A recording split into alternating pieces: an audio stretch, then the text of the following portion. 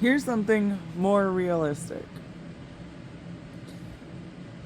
The watches were not used to create guns, but they might have had speakers inside of them, and the size of the speaker was not, or microphone or whatever, uh, was not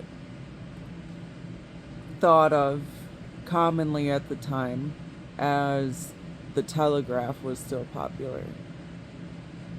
So it's kind of like, imagine you just built a chainsaw and you walk to somebody that is breaking sticks with their hands, and then you show them what an axe is, right? Which is kind of like the story we were told about guns. So, coming to the Native Americans, I don't know. Anyway, so you could put speakers in all these businessmen's watches and then track their business ventures, thus tracking their money, which the money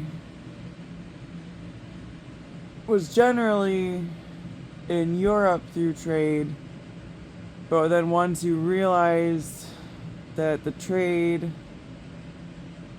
in Europe is based on the consumerism and the demand in Europe, you have to expand your consumerism and demand. So, because the Americans were too poor, we started building credit catalog order systems, which then turned into credit cards or buy checkbooks in the mail for a couple dollars. They'd probably just call your bank, they have a deal with the bank, they set up your checkbook, you just pay them a couple bucks. They didn't really have to do any work.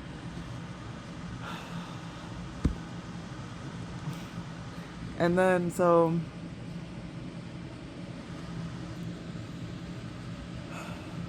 it's like fighting. I feel like World War I and World War II were fighting. Well, World War I mostly was fighting. Well, we're gonna fight the bankers. They're the bad guys. And then World War II is more like,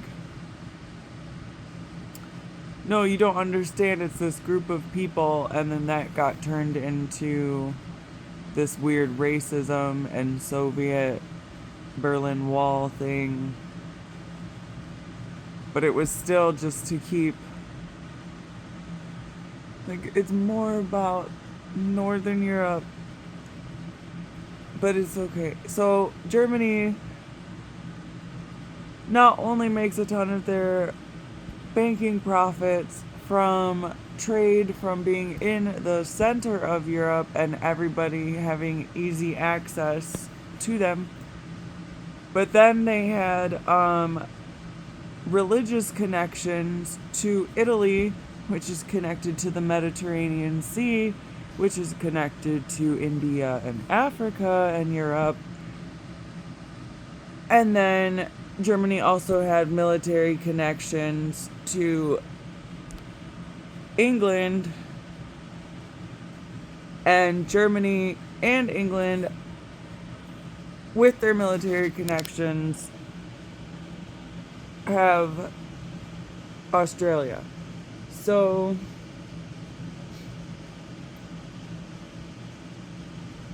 Germany is the old United States, where they are pillaging through Africa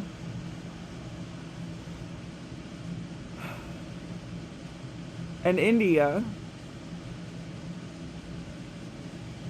as well as England, but England's more like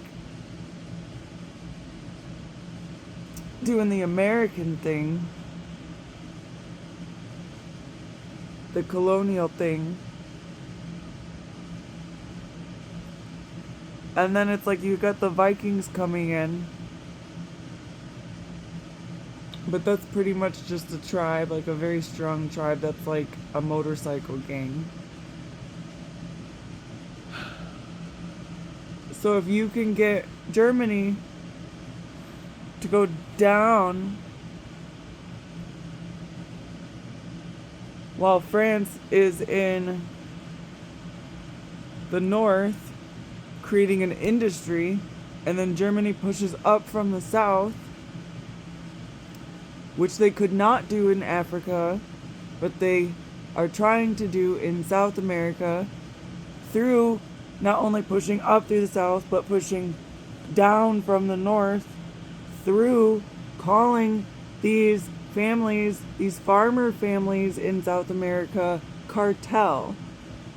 They're literally making deals with corporations, and then these corporations turn around and make a deal with the government, and then all of a sudden this farmer, and most farmers have guns, this farmer who's protecting his land is now in a maximum security prison.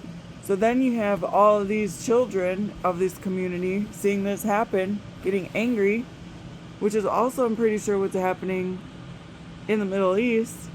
So they're trying to stand up for what they remember happening, but then they keep getting murdered, so then they keep getting angrier. But then you have all these people with money making bigger weapons, and then walking around manipulating everything from their kitchen or their couch while they say, I didn't do anything. And then they find a crazy person at Walmart, and they're like, oh no, that person did this, that, and then this other person, and then they just